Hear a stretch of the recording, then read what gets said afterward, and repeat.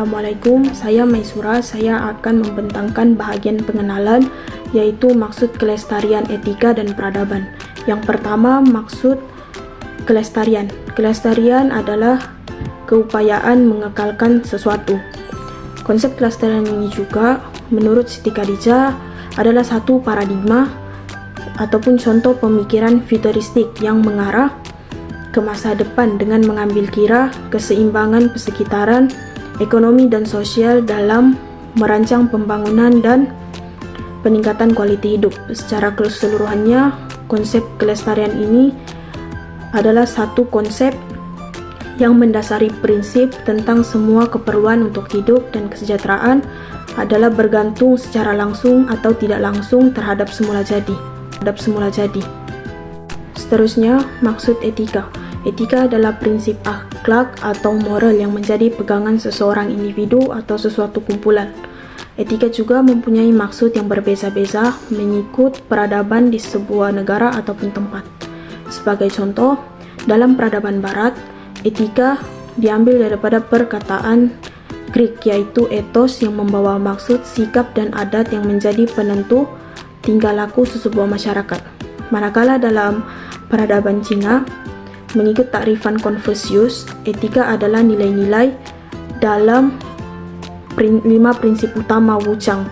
Yang pertama yaitu kebajikan dan kemanusiaan, kebenaran atau keadilan, cara yang betul, pengetahuan, dan integriti. Dan yang ketiga, maksud peradaban. Peradaban ini diambil daripada perkataan adab yang bermaksud budi pekerti yang halus, tingkah laku yang baik, dan budi bahasa yang tinggi. Maksud peradaban ini adalah keadaan kehidupan insan yang bermasyarakat yang mencapai taraf kehalusan tata susila dan kebudayaan yang tinggi bagi sesebuah masyarakat. Ini bermaksud negara dan masyarakat berada di tahap yang tertinggi yang mencapai tahap kemajuan dari sudut pendidikan, politik, ekonomi, dan sosial, dan sebagainya. Dan yang terakhir, secara keseluruhannya, maksud kelestarian etika dan peradaban ini adalah salah satu usaha berkaitan etika, adab, dan nilai-nilai baik yang bersifat tempatan dan global yang dilakukan oleh masyarakat Malaysia secara sedar dan berterusan. Selain itu, perkembangan etika dan peradaban ini juga adalah bersifat berubah-ubah dan tidak kekal. Sekian itu daripada saya. Assalamualaikum dan salam sejahtera. Nama saya Muhammad Nur Ikhwan bin Umar, Dawa Matrix BB23110612. Oke, sekarang saya akan membentangkan bahagian saya, yaitu cabaran Malaysia dalam melestarikan etika dan peradaban yang sedia ada dalam bidang sosial. Cabaran dalam bidang sosial yang pertama ialah pengaruh budaya asing. Budaya adalah salah satu aspek yang penting dalam kehidupan manusia. Setiap negara memiliki budaya sendiri yang unik dan mencerminkan sejarah tradisi mereka. Namun, pengaruh budaya asing, terutamanya budaya barat yang semakin meluas dalam kalangan masyarakat pada masa kini, telah memberikan impak positif dan negatif kepada budaya masyarakat tempatan. Budaya barat telah membawa pengaruh lebih kepada cara berfikir yang dianggap moden, yaitu berfikiran secara terbuka. Pemikiran yang terbuka seperti ini telah menyebabkan masyarakat sudah kurang akan kepercayaan tentang perkara-perkara yang digelar pantang larang, kepercayaan adat, petua, dan lain-lain. Seterusnya, cabaran dari segi sosial yang kedua ialah kurangnya penghayatan agama. Salah satu ciri agama ialah berkaitan dengan tata susila masyarakat. Ini bermakna agama bukan sahaja merupakan soal perhubungan antara manusia dengan Tuhan, malah merupakan soal hubungan manusia dengan manusia. Penghayatan agama yang kurang dalam masyarakat, terutamanya orang muda, akan menyebabkan kesan yang negatif seperti keruntuhan akhlak. Keruntuhan akhlak dan moral remaja pada masa ini adalah isu-isu yang berkaitan dengan perlakuan remaja seperti buli, pembuangan bayi, seks bebas, sembang mahram, penyalahgunaan dada, dan sebagainya. Isu ini haruslah diberi penekanan yang tinggi dengan menerapkan penghayatan agama seperti mengadakan program penghayatan agama, mendidik anak-anak tentang agama dari kecil, dan menerapkan ajaran agama dalam kurikulum pelajar. Akhir sekali, cabaran masalah sosial seperti pelbagai isu jenayah. Jenayah ialah merupakan kesalahan yang dilakukan oleh seseorang dengan niat hendak melakukan kesalahan itu. Maka dengan sebab kesalahan itu, orang yang bertanggung jawab boleh dihukum dengan balasan yang setimpal kerana melakukan perkara-perkara yang salah di sisi undang-undang. Masalah sosial seperti penyalahgunaan dadah semakin berleluasa dalam kalangan remaja. Hal ini memberi impak yang negatif dalam negara yang sedang membangun kerana keperluan untuk membantu mengeluarkan remaja daripada masalah ini memakan kos yang tinggi. Terdapat juga pelbagai masalah remaja seperti hamil luar nikah, rempit, dadah, merosakkan harta benda awam dan sebagainya telah membelenggu sistem sosial. Oleh itu, langkah proaktif perlu diambil bagi menangani isu yang meruncing dalam masyarakat itu, kerana kesan masalah sosial ini bukan sahaja memberi impak kepada remaja, malah kepada ibu bapa dan masyarakat. Okey, sekian daripada saya. Terima kasih. Okey, antara cabaran bagi melestarikan etika dan peradaban dan seterusnya ialah ketidakstabilan politik. Melalui ketidakstabilan politik ini, ianya boleh menjejaskan undang-undang dan sistem pentadbiran negara yang sedia ada.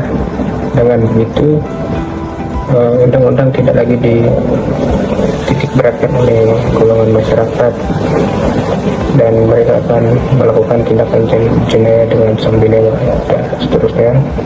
Ketidakstabilan politik juga boleh menyebabkan kemunduran peradaban. Hal ini kerana ketidakstabilan politik boleh menyebabkan masyarakat melakukan kerusuhan apabila masyarakat tidak berpuas hati dengan sistem pentadbiran yang ada pada negara. Seterusnya ialah ketidakstabilan politik juga boleh mengakibatkan pelanggaran hak asasi bagi setiap masyarakat yang ada. Kita boleh ambil contoh dari segi pelanggaran hak asasi ialah kebebasan hak masyarakat untuk bersuara. Seperti yang kita tahu pada masa ini, kebanyakan ahli politik tidak menitik beratkan suara-suara rakyat yang menyuarakan pendapat mereka bagi pendapat mereka berkenaan dengan sistem politik yang ada. Misalnya sebagai contoh yang ada di Sabah ini, jalan raya yang tidak bagus dan ahli politik tidak mengambil berat. Dan yang terakhir ialah ketidakstabilan politik. Ia boleh menyebabkan masyarakat dan generasi yang muda tidak lagi ingin mengikuti apa-apa aktiviti yang berkaitan dengan kegiatan sosial, misalnya dengan gotong royong, kempen-kempen yang diadakan oleh kerajaan, misalnya kempen demam darah, kempen anti dadah. Generasi muda tidak lagi akan mengikuti aktiviti-aktiviti yang berbau kegiatan sosial, dan ini akan menyebabkan silaturahim antara masyarakat akan berkurang dan menyebabkan masyarakat akan mudah untuk mengungkit apa-apa isu yang boleh menyebabkan pergaduhan. Assalamualaikum kepada Dr. Saiful Azri. Nama saya Natasha Ariana binti Jasimin, nomor metrik BE 23110268. Saya akan meneruskan pembentangan kami di mana antara cabaran lain dalam melestarikan etika dan peradaban yang sedia ada di negara Malaysia ialah dalam penghayatan prinsip kelima rukun negara. Menurut Kamus Dewan 2004, kesopanan adalah merupakan tingkah laku yang baik, manakala kesusilaan adalah merupakan adat istiadat yang baik.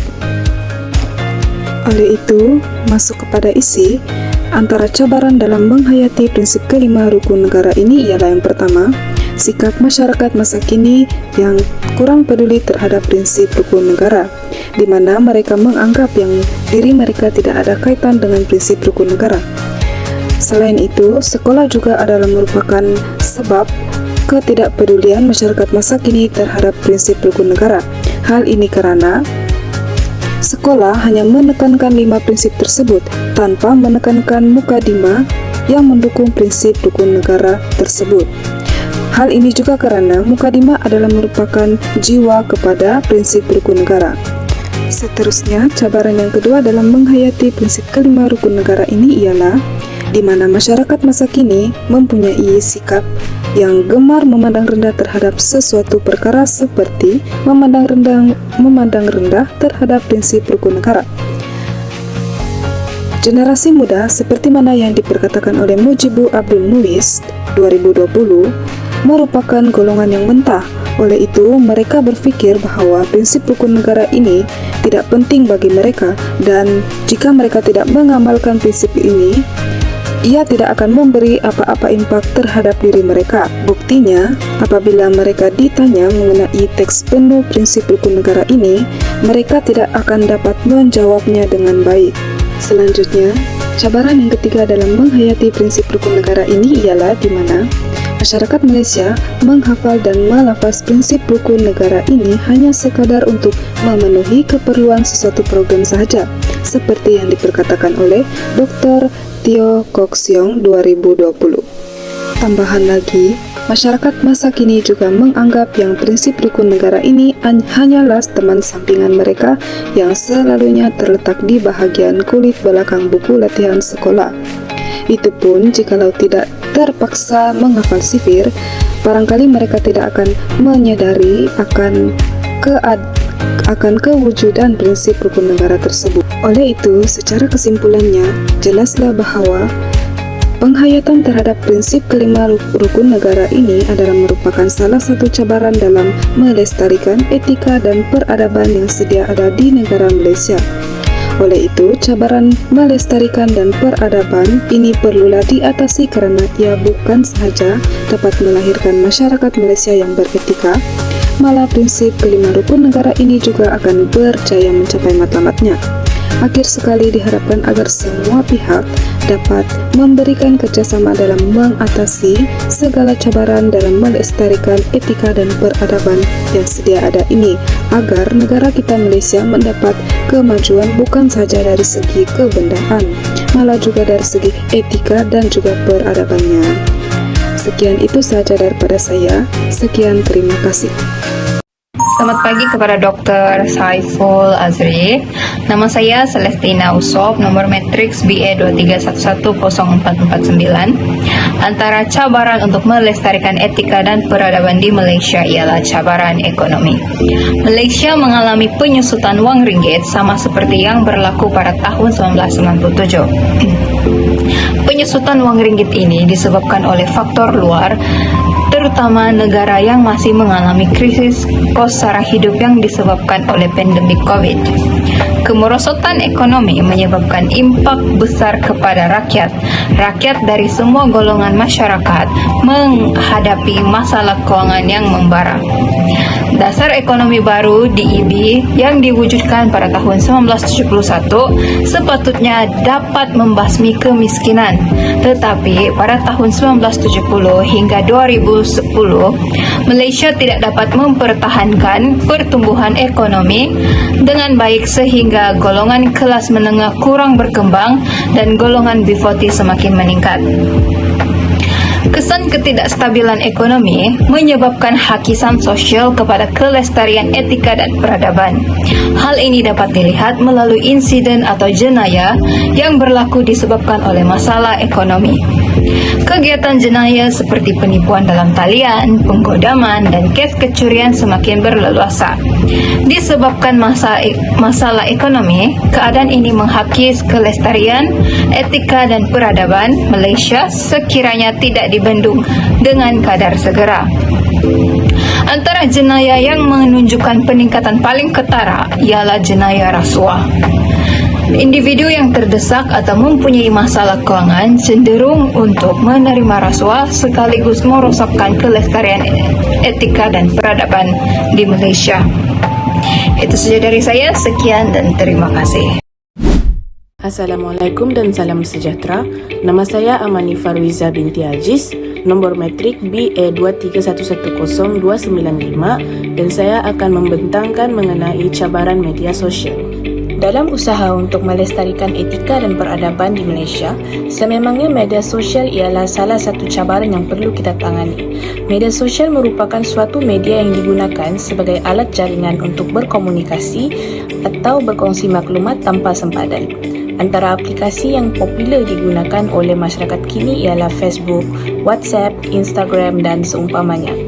Platform-platform ini telah dijadikan sebagai sebuah alat untuk masyarakat kini menyebarkan apa-apa maklumat dalam kehidupan seharian mereka. Menurut Tasnim dan rakan-rakan, media sosial kini telah menjadi salah satu media yang mana penyebaran fitnah dan gosip berkaitan individu seperti menteri atau raja akan dapat mempengaruhi pemikiran masyarakat untuk membuat tanggapan negatif yang mampu meruntuhkan institusi kenegaraan. Selain itu juga, media sosial juga telah menjadi sebuah tempat untuk masyarakat memuat naik apa-apa video yang berunsurkan aksi ganas ataupun pornografi. Hal ini telah menyebabkan golongan remaja yang mudah terpengaruh dengan aksi ini akan meniru aksi-aksi tersebut sekaligus menjatuhkan etika dan peradaban mereka.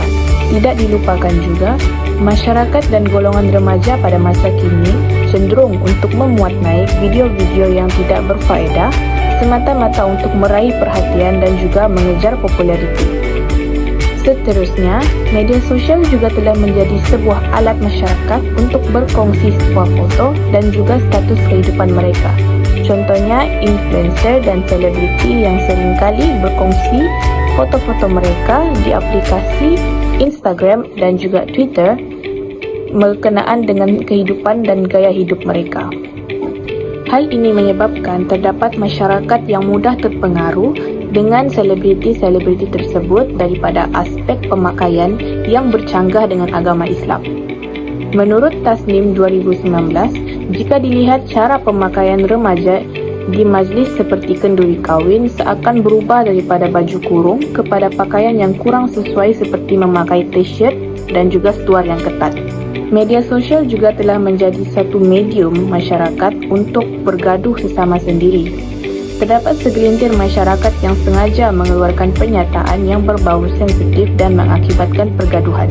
Perbalahan dan pergaduhan yang berlaku di media sosial menyebabkan masyarakat kita akan menggunakan bahasa-bahasa yang kesat dan juga tidak sopan.